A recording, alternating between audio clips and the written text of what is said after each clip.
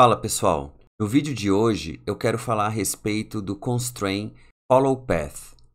O objetivo desse constraint é fazer com que um objeto siga um determinado caminho, sendo que esse caminho é uma curva.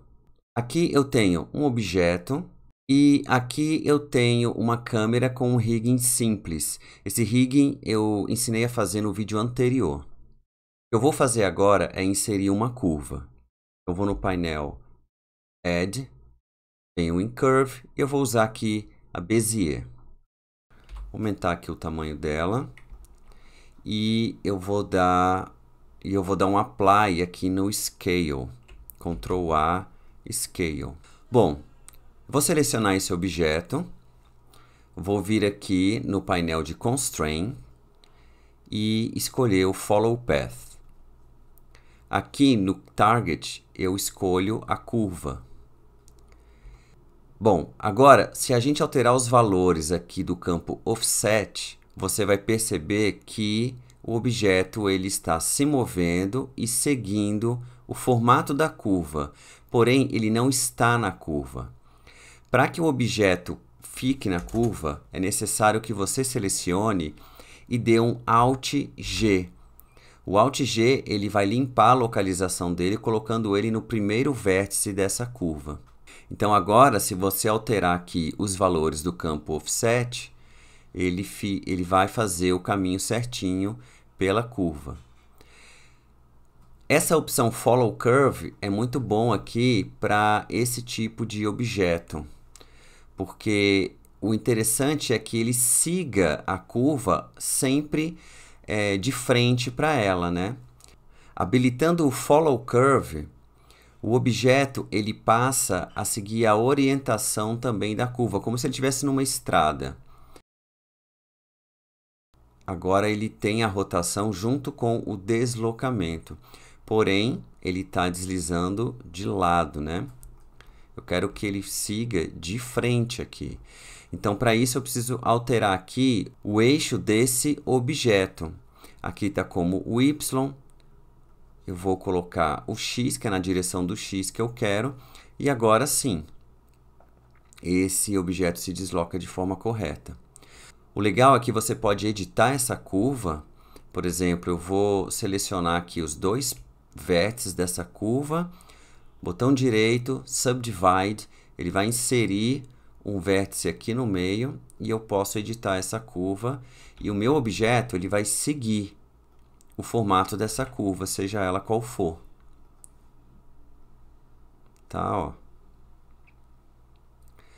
E se você quiser que o primeiro vértice seja desse lado, eu quero começar desse lado e não aqui. Basta você selecionar a curva, entrar no modo de edição de novo, vir aqui em Segments e clicar em Switch Direction. Então ele inverte a direção e o objeto passa a começar o trajeto do outro lado. Bom, e como que a gente gera uma animação usando esse constraint? Porque se a gente mudar aqui o cursor da timeline, não está acontecendo nada, não tem nenhuma animação sendo gerada aqui. Existem duas formas da gente gerar os keyframes.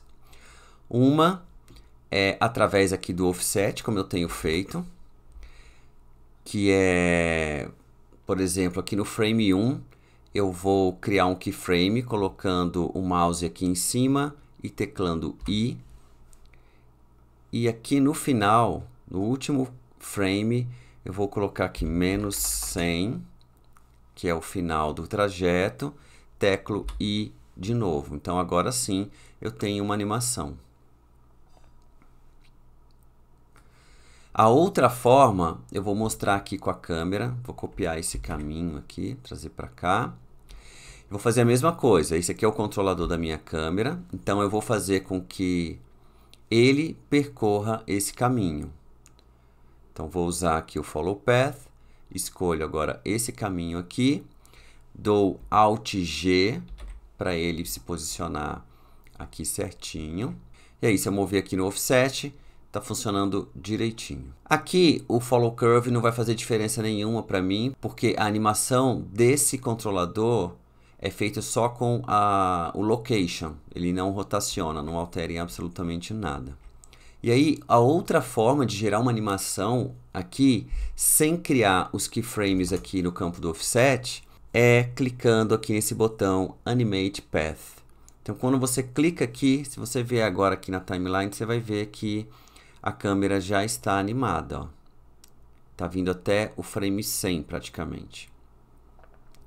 Onde fica a configuração?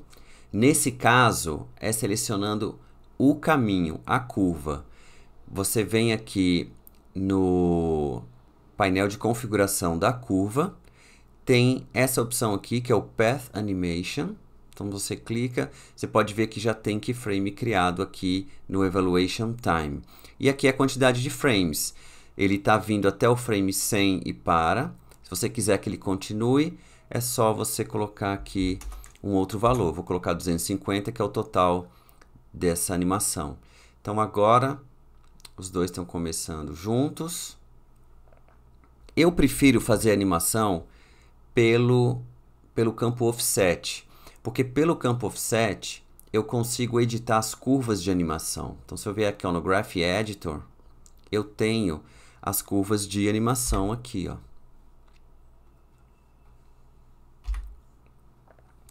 Então eu posso trabalhar aceleração, desaceleração, posso trabalhar o timing, movendo os keyframes de lugar, deixando eles mais distantes ou mais longe um do outro. Eu posso fazer paradas no meio do caminho, depois ele continua. Então é muito mais fácil e prático de eu trabalhar animações mais complexas usando o Follow Path.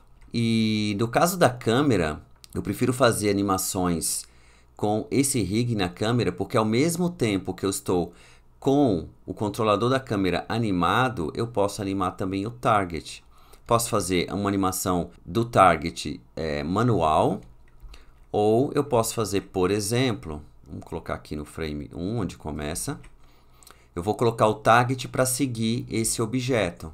Vou selecionar aqui o objeto, vou dar um Shift S, colocar o cursor posicionado aqui nele, seleciono o target, dou um Shift S de novo, mas eu vou usar a opção Selection to Cursor, que vai fazer com que ele vá para a posição do cursor 3D.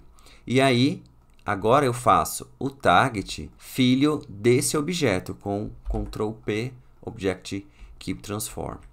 Então aqui eles vão, ó, o target da câmera vai seguir o objeto. Para ficar mais interessante, eu vou inverter o início da curva aqui da câmera.